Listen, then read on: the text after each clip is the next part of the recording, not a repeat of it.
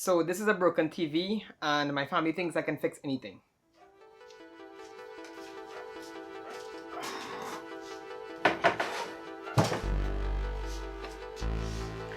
So that's today's video. I'm gonna be fixing this TV. So this is my aunt's LG LED backlight smart TV, and about 4 months ago she dropped it on my doorstep saying, "Christian, fix it."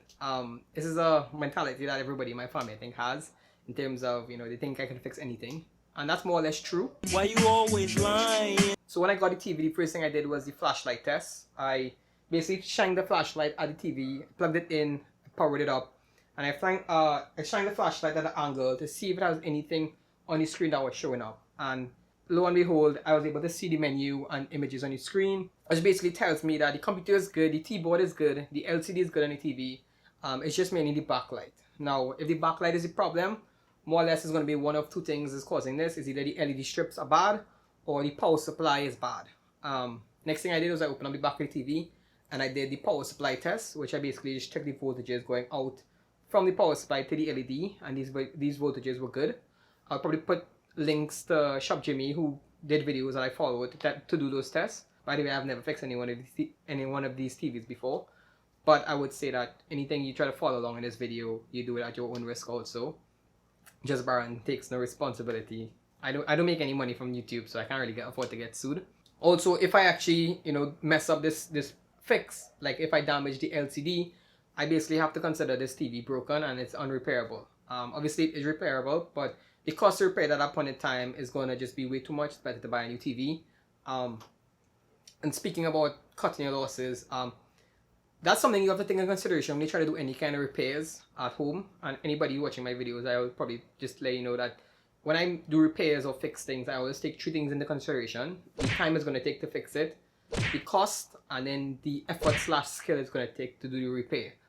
This TV cost about 300 US when my aunt bought it. So far it's going to cost me about 30 US to fix it, because 30 US was the cost of these LEDs to change the LEDs inside the TV.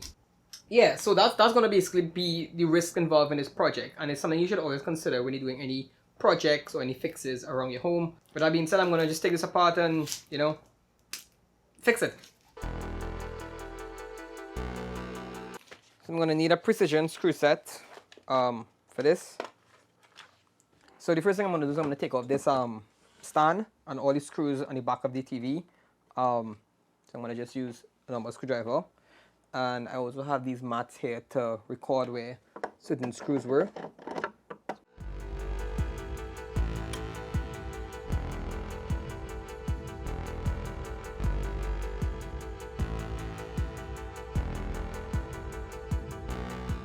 Just move this also out. Now what I have here is the computer board.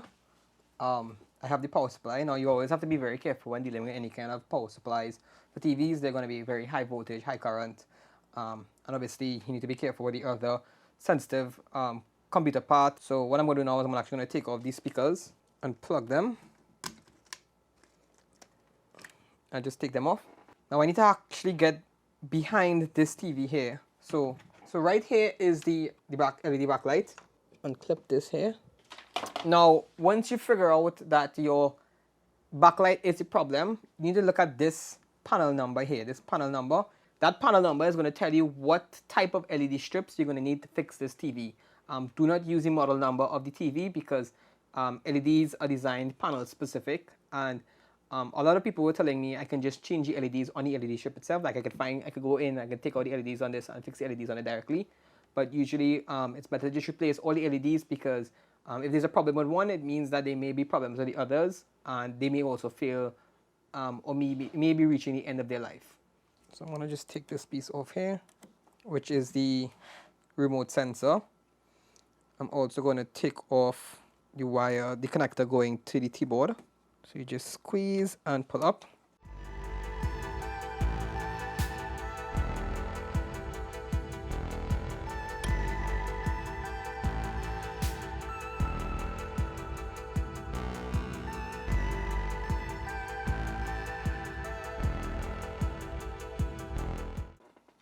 So I'm carefully taking this off. Now I need to be very careful with this ribbon here and this whole LCD panel here. Well, I take off the sides.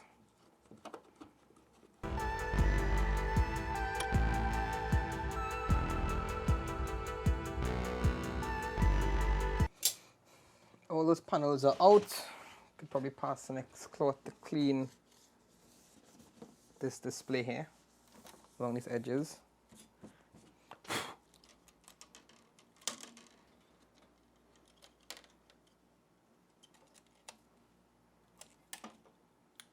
Just using a little bit of tape,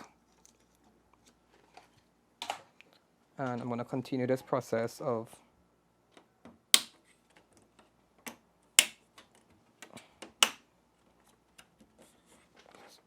lifting up everything. Now this whole thing comes up. Again, I need to be very, very careful. This is probably the most expensive part of this whole TV. And I'm going to expose the diffuse boards. So that's in a safe place. Now what we have here are a piece of plexi and a bunch of diffuse boards. What I'm going to do also, I'm going to actually tape these together so I don't lose the order. And these are just to help diffuse the light across evenly. All of these. Just tape on this side also.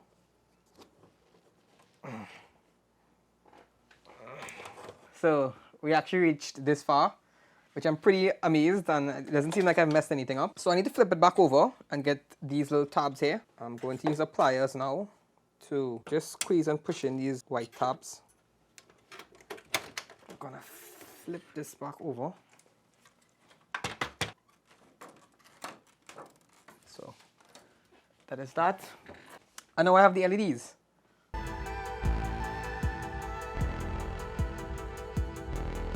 Yeah, so I've actually reached the most important part, which is where the LEDs are. Now, I actually got these off of Amazon. What I used was the panel ID to get these links, and it actually came from China. You can get anything off of Amazon.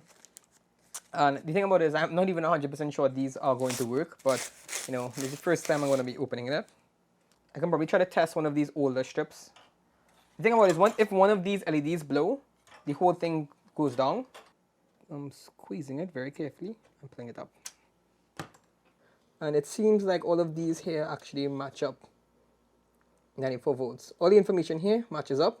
So I'm going to just take these off. I think the best way to do that is to just use a scraping tool. I'm going to use a marker and mark off start and stop positions. This is actually really, really hard.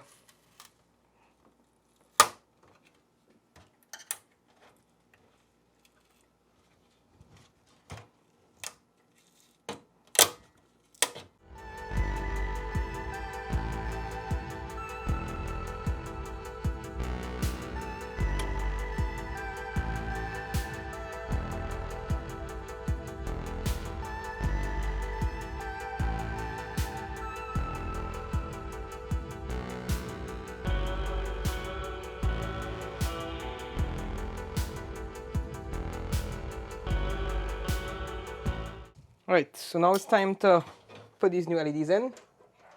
Again, I don't think the order matters.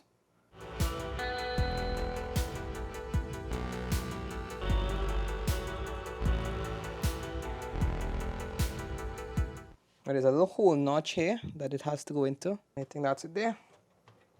It's one.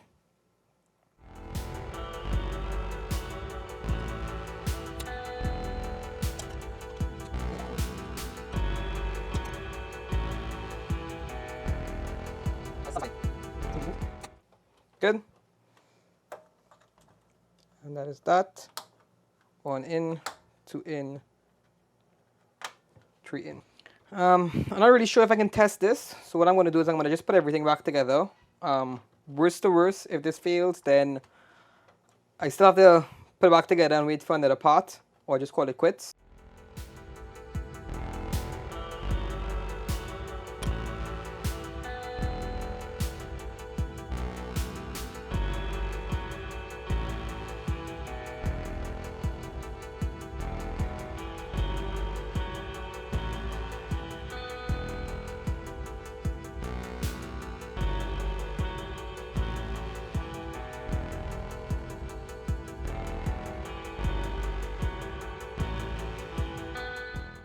I'm going to plug back in the LED. I'm going to make sure there's nothing that's going to touch anything in the back. So I'm going to just plug this in and see if it works.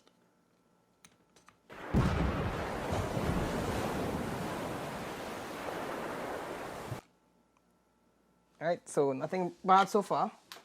I'm going to put power, right? LG Life is good. Let's go into the menu. And it has HDMI in. And it works, people, it works! I know I just realized I probably should have done a video of it not working. But you can take my word for it. So what I'm going to do is I'm going to just power this off again with the remote. I'm going to unplug it. Now I have to be very, very careful here, because what happened now is that because it was powered on, those capacitors would have hold the charge. So I need to be very, very careful how I'm handling this TV at this point in time.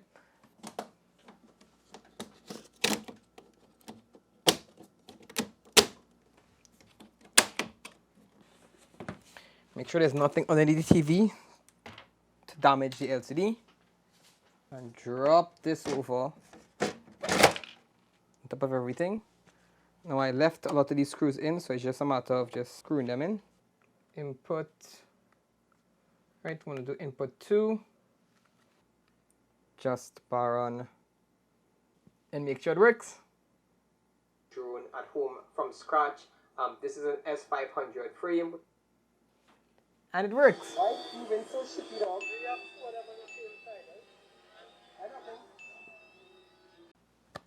So this is the end of this video. I hope you guys enjoyed the process of me fixing the backlight of this LED TV. As you can see, it's pretty simple, but not easy.